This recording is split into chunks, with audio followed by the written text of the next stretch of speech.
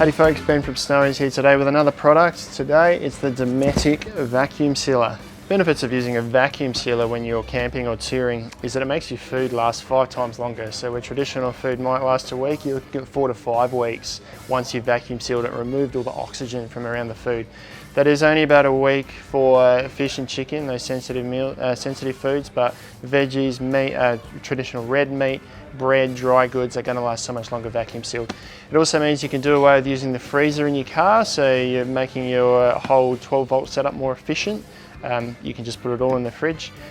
It makes it more compact, easy to store. You can pre-prepare meals at home, vacuum seal them all within portion sizes, or just vacuum seal the whole lot, use what you need and seal it again as you go. It's a really versatile product, and if you do a lot of outback touring, it's something you really will benefit from. So I'll show you all the features and how to use it in a sec, but I'll start by showing you what comes in the box. So obviously we get the unit itself, nice and compact. You get 2 cables. Now you can power this off of 240 volt, which we'll be doing today, but you can also power it from a cigarette plug in your car from a 12 volt power source. You get a neat little bag cutter, which is handy when you're using these rolls. I'll talk about them in a sec. You can get a nice neat cut. You get your instruction manual, and you also get included 5 small and 5 large pre-cut bags just to get you started. Also available, and it's what I'm going to be using today, are these continuous rolls. Now this is just a continuous tube of plastic in a 8-inch and an 11-inch, I believe it is, roll, so different sizes. You can cut these to the whatever length you need, so it's always a good idea to cut them long, and then you can keep cutting them and reusing the bags. This is what you use this cutter for. Now I'm going to be using these rolls today, so we'll show you how to make your own bags. So if we have a look at the unit itself, it's about 2.4 kilos. It's made of BPA-free plastic. As for dimensions, it's nice and compact, about 38 centimeters in length, 15 centimeters deep, and about 8 centimeters high. If we turn it around the other side, you can see we've got a 240 volt and a 12 volt plug in the back here. And looking at the top of the unit, it all operates from the one button in the middle here. We'll show you how that works shortly. And you've got the indicators here that you use to press to open it. So I push down on that one, pops the top up like that, which reveals inside. You can see we've got the top and the bottom seal here with a vacuum chamber. Benefit of this one is it has a little removable, I guess, a drip tray here. So if you're sealing wet foods, this is easy to take in and out and clean. It also protects the unit. This is the heat bar across the front here that actually seals the bags, and just a rubber seal across the top here that pushes down on top of the heat bar there. So I cleared some space here. I'm going to grab my bag roll, and what I'm going to do first is seal up some of this meat here for you. Now we could pre-season some of this meat before we put it in the bag so it's ready to cook when we get to the campsite. Now as I mentioned, I'm using these Dometic rolls. Now these are BPA free. You can microwave these. You can stick, the beauty of it, once the meat's sealed in here, if it's strong enough or something, you can stick it straight in a billy of water. It's quite safe to use, so straight in the microwave, it's a safe plastic to use. What I'm going to do is cut a length long enough to seal the meat here, make it about 5 to 10 centimeters longer. I'm going to use the little Dometic sealer here, and the easiest way to do that is to make a fold, roughly where I want to cut it. Put this in here like this. And it creates a nice straight cut across there. Now at the moment that's a tube of fabric, so I need to seal one end of it. Now this all happens through one button, so we'll start to use our unit here. We open it up. To seal the end, we don't want to put the plastic inside this vacuum chamber here. We just want to rest it on the heat strip at the front there. So there's little lines, little dotted lines we can see here. That's where we want to line the bag up to approximately. Then we push the top down. Now I've got this plugged in ready to go. You'll see, I'll do it again, but we'll see if I let that go, this light's green. If I push down on these points here, it seals down, the light turns amber. That indicates to me that the unit's ready to go. And I press start. Wait for it to run its process. Once it turns red and stops, the lid will automatically open. It's still flashing. And the lid's automatically opens. And we can see we've got a seal across the bottom of the bag there. So we've now got a sealed plastic bag ready to pop our meat into. So the next step is to grab our steak. Now, like I said, if it was me, I'd have this pre-marinated, pre-seasoned, so that when I get to camp, I can just stick it straight on the hot plate. So we put it in there. You can see I've cut the bag longer. What that allows me to do is if, say I was only to eat half the steak, I could cut this later, eat half the steak, and there'd be enough room at the top for me to reseal the bag. Excuse me, you can reseal the bags over and over. You can wash them out as well. So to make this vacuum seal now, while I'm here I'll mention this does have a commercial grade pump inside, so it's going to seal this meat fine, but we'll show you later on, we need to be careful with soft products like breads or chips. It will just crush them. We'll show you how that works later, we'll test it to the extreme, but for now this meat will be fine. So we place it this time across the sealing unit, and the end of the bag needs to sit just inside this vacuum chamber here, inside the little drip tray. So we push that across there like that. We'll grab the top, push it down on these spots again. Once again, the light on the top here turns amber. It's one button. We press that, the process starts. We wait for it to stop. Light's flashing red. Once it stops flashing, it's finished. So this pump has stopped, but the unit hasn't finished yet. We've got to wait for the lid to pop open and the light to turn green. The light's green, the lid's open, I can open that, and we've got our T-bone steak nicely sealed up in the vacuum pack there. So I've sealed up a variety of food here. The meat's nice and compact, and you can see that will go nice and flat into your esky.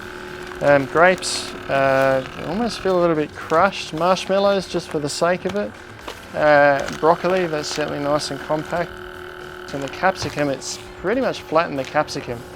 Now, it's probably important to know that all of these settings, I just let it run as it would do and cut out when it wanted to cut out, but there is actually a manual override function. So if I didn't want to crush it that much, I can actually stop it part way through. Now this is most relevant when it comes to vacuum sealing something like a sandwich. If I let this go, which I'll show you in a second, if I let this go, it's going to turn this sandwich almost into dough again. It's just going to suck the life out of it. That's flattened that sandwich out. That wouldn't be much of a sandwich when I take that out of the wrapping there. Now we can actually stop that part way through by a second press of the button to stop it from compacting right down and keep it as an edible sandwich. So I'm going to try it again. Now the difference this time is school closed, the amber lights are now. I'm going to push this down. I'm going to keep my finger on the button. That sets the manual override mode into play. I hold that down until I'm happy with the amount of air that's been sucked out of the bag here, release it, and then we press on the front here. The red light's flashing, about 10 seconds I want to hold down on this. The pump runs again, and it goes green and releases once we're done. Now that sandwich, when compared to this one, looks a whole lot more appealing, and it's still going to last much longer. So I've had some people ask if you can smell foods through a bag once it's sealed. So from our experience, no you can't. I'm going to seal this onion now. I've already sealed the bottom of the bag there. I'm going to suck the moisture out. Now it's going to, by doing this, you're going to eliminate smells in your fridge as well as prolonging the life of the products. So I'm just letting that run its course there now. That's done. Onion sealed, and there's no onion smell on the outside, so that's not going to make your fridge stink. Now, another handy thing with a vacuum sealer is you don't just have to use it for vacuum sealing. You can just use the strip at the front to reseal things like potato chips. So if I eat some of these and want to seal it, it's a good time to mention it's good to cut the top. This needs to be really straight for this sealer to work. If any of the bag is hanging over into the vacuum sealer tray here, it's not going to work. So try and get a nice straight cut, whether that be with a cutter here or with some scissors. Just trim the top here, squeeze the air out, just lay this on top here, close this down, run the procedure as it normally would. Let it run its course and wait for the lid to open. And we've sealed our potato chips up.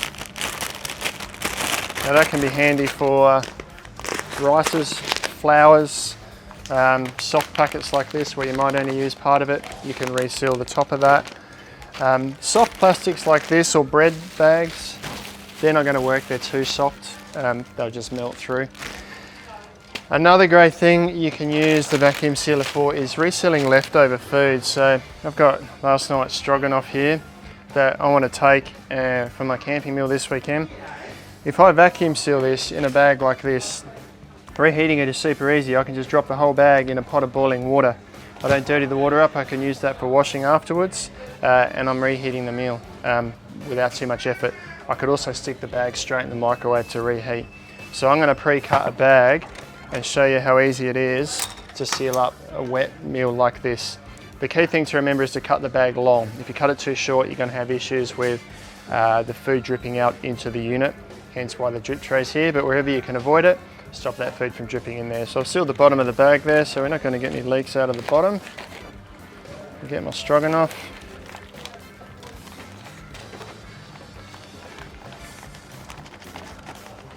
Tip it into the bag. Now try and avoid getting food up around the top of the bag here where you're going to seal it. Now I've probably gone a bit overboard with this and cut that way too long, but I can reuse these bags, so I could fill it up to here, leave myself this much space to constantly cut and reseal, and just keep resealing what I don't use each night.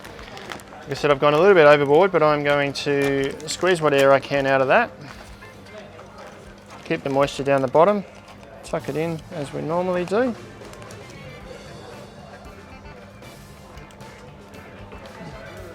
And set it going.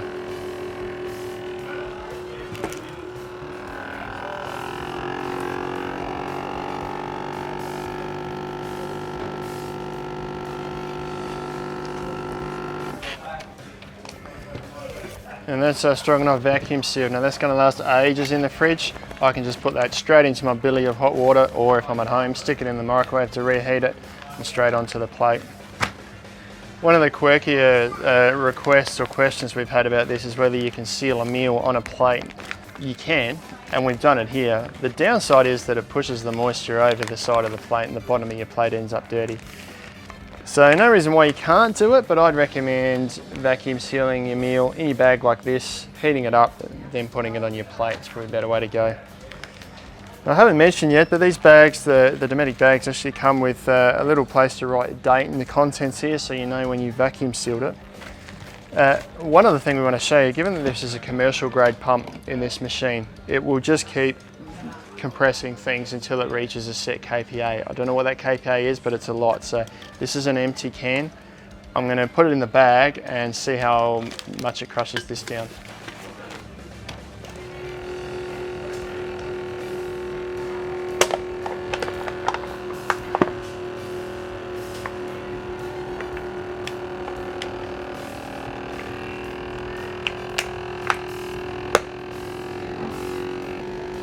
That has crushed just about all the air it can out of a Coke can.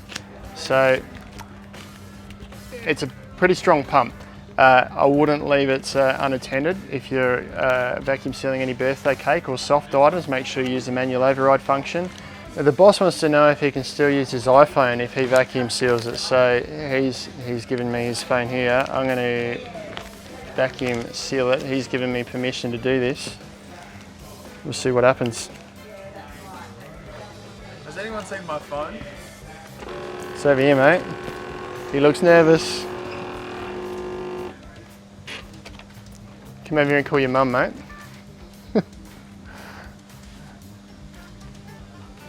No probs. There you go. So you can vacuum seal your phone. So that's the Dometic vacuum sealer. The key thing with this is that it's removing all the oxygen from around the food when you store it. So it's making it last 5 times longer in a refrigerated environment. Now you don't have to stop at just using this for food, as we've shown it might work for a phone, but you could also use it for maps and books that you might be taking hiking, first aid kits, survival kits, all those things that you want to store dry and safe in the bottom of a pack but hope they never get wet. You can also extend sealing wheel bearings in the back of a four-wheel drive to keep them free of dirt and moisture. We've even heard of people using it for tools and things that might be prone to corrosion in a marine environment. Vacuum seal those in your boat as well. Comes with a 1-year warranty. They're available online from Snowies, snowies.com.au, free delivery, lowest prices every day. Thanks for watching, guys. See you next time.